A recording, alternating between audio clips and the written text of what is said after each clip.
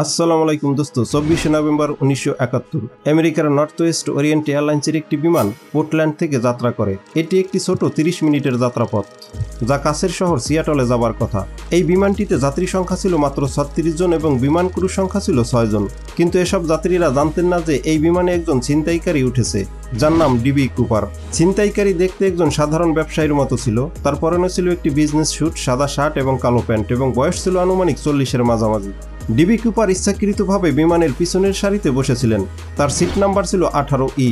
বিমান উড্ডয়নের সাথে সাথে তিনি নিজেকে একজন এয়ার হোস্টেসের সাথে পরিচয় করিয়ে নেন।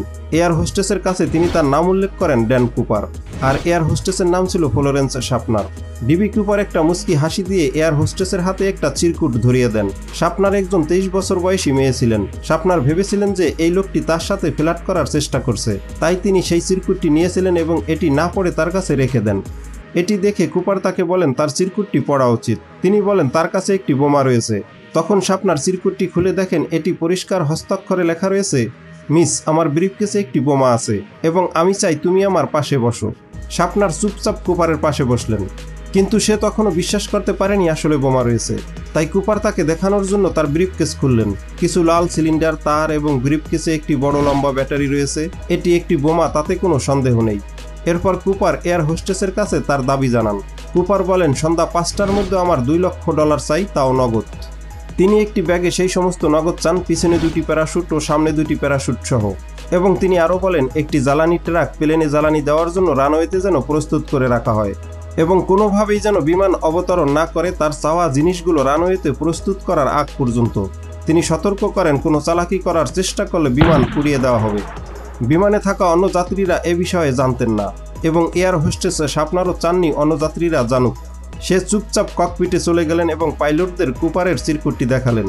আরেক এয়ার হোস্টেস টিনা ম্যাককলোকে এ বিষয়টি জানানো হলো। টিনা ম্যাককলো কুপারের পাশে গিয়ে বসলেন।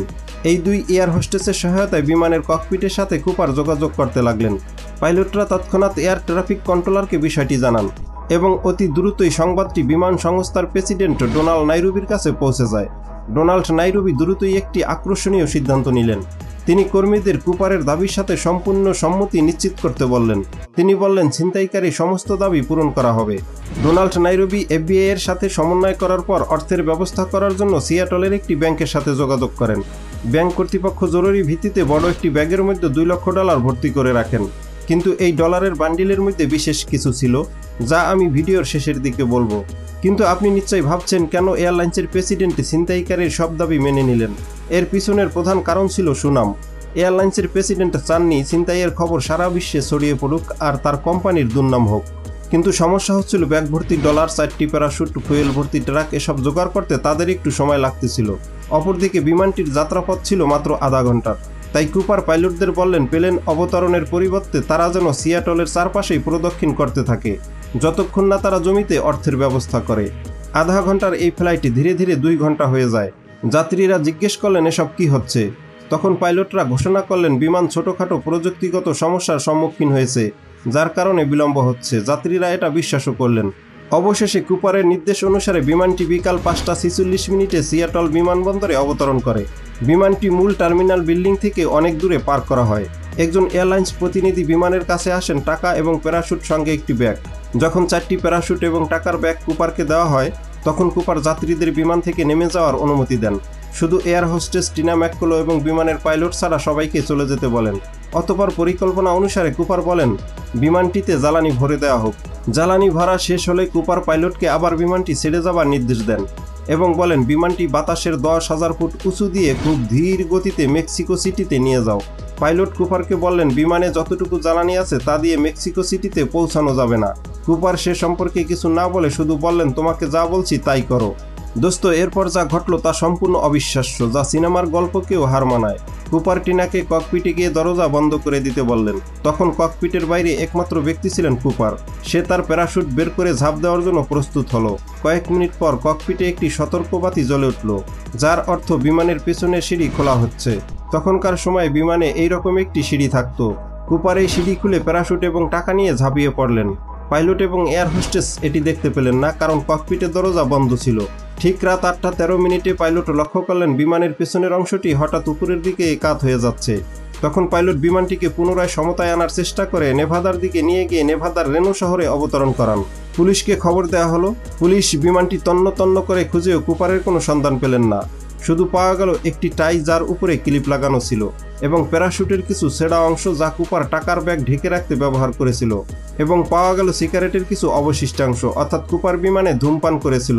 তখন বিমানে ধূমপানের অনুমতি ছিল। তদন্তকারীরা সবকিছু পুঙ্খানুপুঙ্খভাবে তদন্ত করে 66টি অজ্ঞাত আঙ্গুলের ছাপ পান, যা বিমান ক্রু বা অন্য যাত্রীদের নয়। কিন্তু যে সুটকেসটিতে বোমা ছিল সেটিও আর পাওয়া যায়নি। সেই দিন থেকে এফবিআই কুপারকে খুঁজে পেতে তদন্ত শুরু করে, কিন্তু কুপার তো দূরের কথা, তার নাম চিহ্ন পাওয়া যায়নি। এই তদন্ত চলে 45 বছর ধরে। এটি আনুষ্ঠানিকভাবে 2016 সালে বন্ধ করা হয়, কিন্তু অনেক প্রশ্নের উত্তর এখনও উত্তরহীন। ইতিহাসে এটাই একমাত্র হাইজ্যাক যার সমাধান কেউ করতে পারেনি।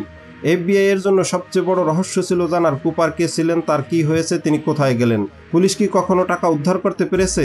এখন বলি টাকার রহস্যের কথা। সেদিন ব্যাংক কর্তৃপক্ষ $2 লক্ষ শুধু 20 টাকার নোট দিয়েছিলেন, তাতে অনেক টাকা হয়। আর নোটের সমস্ত সিরিয়াল নাম্বারগুলি লিখে রেখেছিলেন, যা পরবর্তীতে সারা পৃথিবীতে প্রচার করা হয়। আর বলা হয় কেউ এর একটি টাকার সন্ধান দিতে পারলে তাকে পুরস্কার হিসাবে দেওয়া হবে $10,000। বাট সেটি আর সম্ভব হয়নি। এটি একমাত্র পৃথিবীর ইতিহাসে অমীমাংসিত রহস্যময় বিমান হাইজ্যাক যার সমাধান কেউ করতে পারেনি। থ্যাঙ্কস ফর ওয়াচিং, অ্যান্ড ভিডিওটি ভালো লেগে থাকলে প্লিজ সাবস্ক্রাইব করে সাথেই থাকুন।